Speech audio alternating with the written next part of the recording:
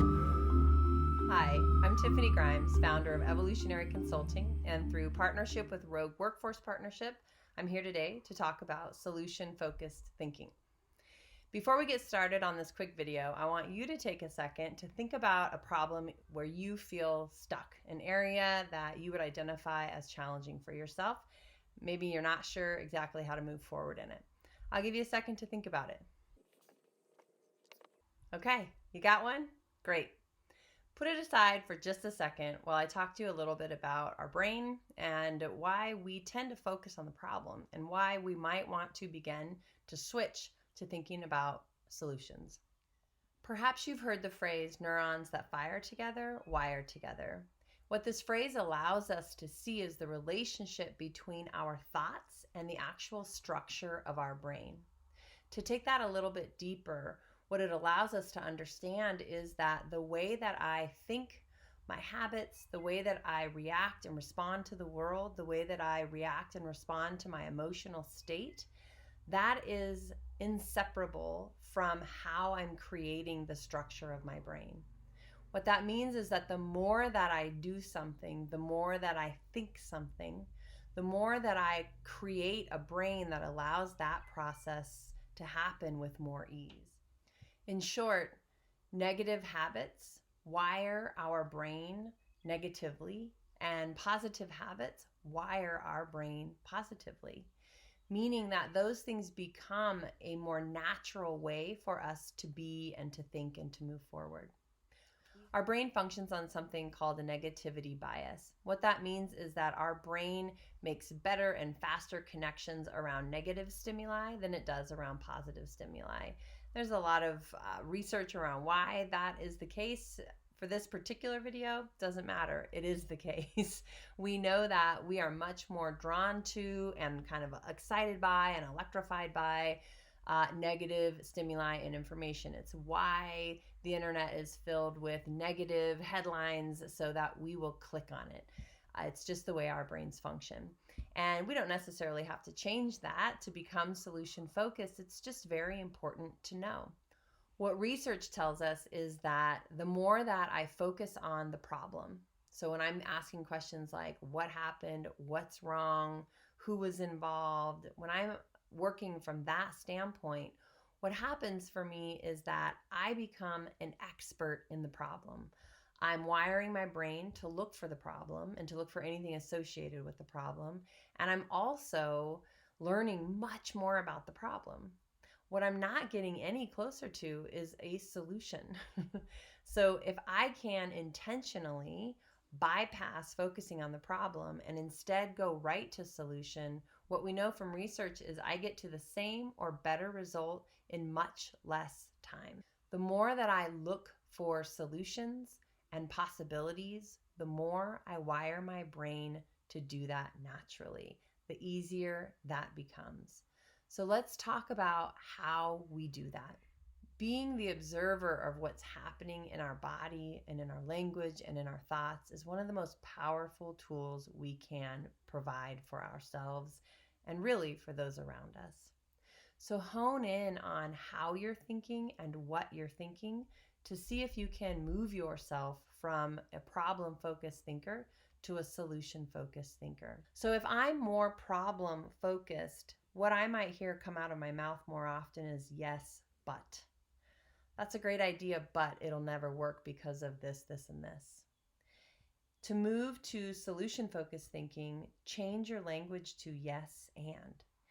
Yes, I like that idea, and to really make it work for me, this is what I'd like to try. Do you ask what's wrong? If you do, see if you can switch that to what's working or what has worked in the past. See if you can move your language from blame into progress.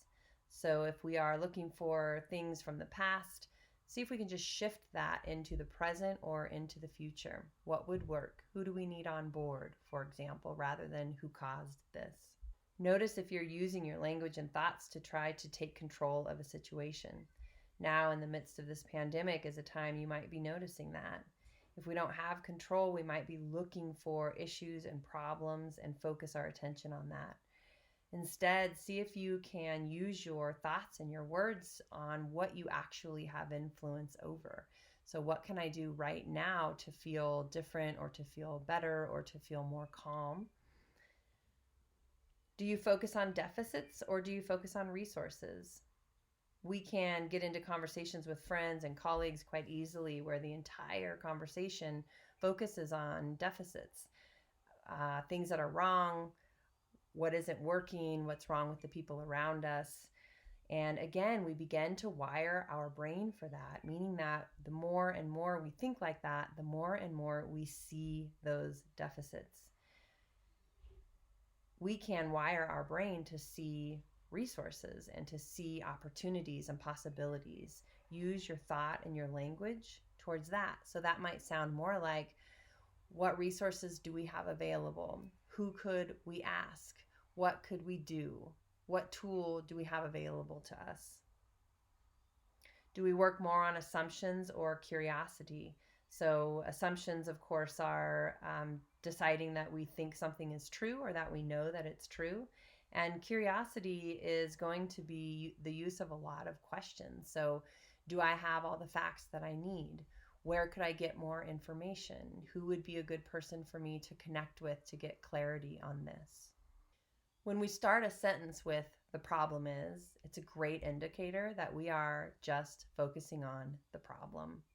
Let's see if we can move towards being solution focused by asking, what if? What if I tried it this way? What if this issue didn't exist? What would I do? And although right up front we might think, why would I focus on that? Why would I think about life without that issue?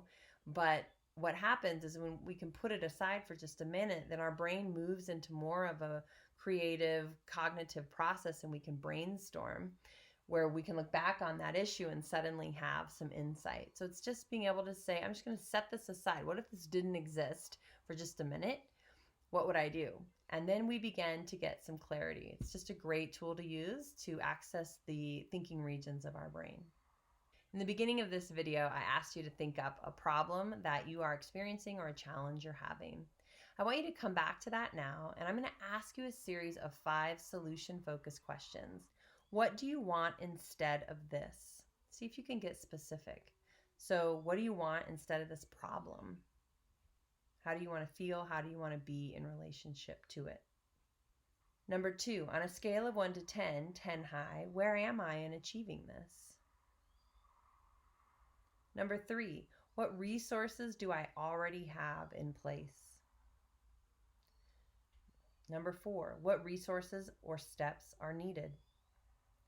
5, what are my action steps? What you might notice from these 5 solution-focused questions is that they were all moving towards the future. We're wiring our brain so that we can see solution, we can see possibility, we can see our way out of an issue. If we don't do that on purpose, we tend to ruminate, we tend to stay stuck. It's why when we talk to a good friend or a coach or a counselor who asks very powerful questions and we can suddenly begin to have that awareness and that insight, it's because they're guiding us out of the problem and into the solution. And you can do that for yourself.